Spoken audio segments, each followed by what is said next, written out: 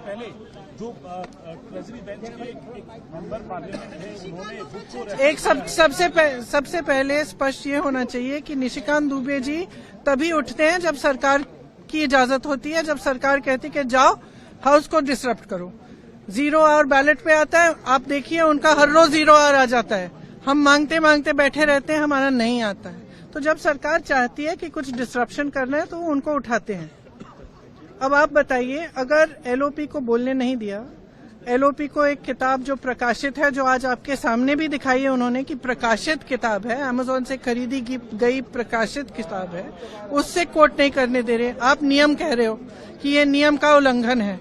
तो अब ये महाराज उठे हैं और ये 6 किताबें सामने दिखा रहे हैं, उनमें से कोट कर रहे हैं, आप कुछ नहीं कह रहे हैं। इनका माइक चला जा रहा है।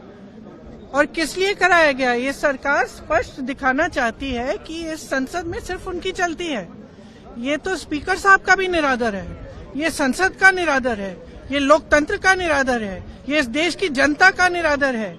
ये संसद, मैंने सुबह भी कहा, लोकतंत्र का मंदिर है। इसमें पूरे देश की आस्था जुड़ी है। इस संसद से एक एक हमारा जो नागरिक है उसकी आस्था जुड़ी हुई है। और आस्था किस चीज में है? लोकतंत्र में है, अपनी अभिव्यक्ति में, कि हर नागरिक की अभिव्यक्ति यहाँ पे होनी चाहिए।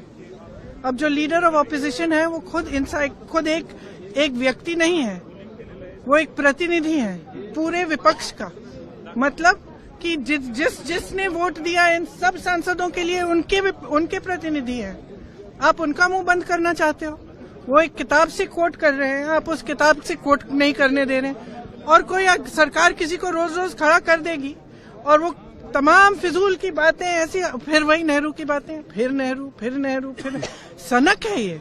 और सनक इसलिए है कि आप देश का ध्यान भटकाना चाहते हैं, क्योंकि आपको मालूम है कि अब देश का ध्यान कहाँ गया है।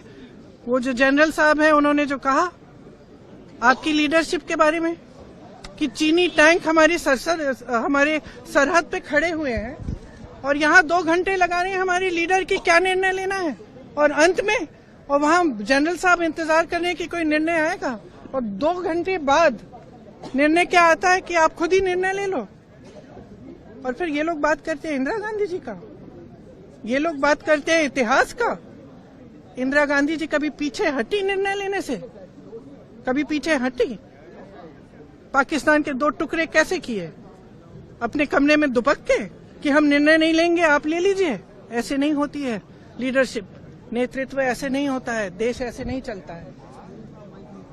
और जो आज इन्होंने किया है संसद में, वो यही दिखाने के लिए कि यहाँ न स्पीकर की चलती है, न संसद की चलती है, न किसी और की चलती है, ये सिर्फ हमारी चलती है। हम जब चाहे किसी को खड़ा कर देंगे और वो जो चाहे कह सकता है, लेकिन हम एलओपी को नहीं बोलने देंगे। ये बिल्कुल हमारे बर्दाश्त के बाहर है।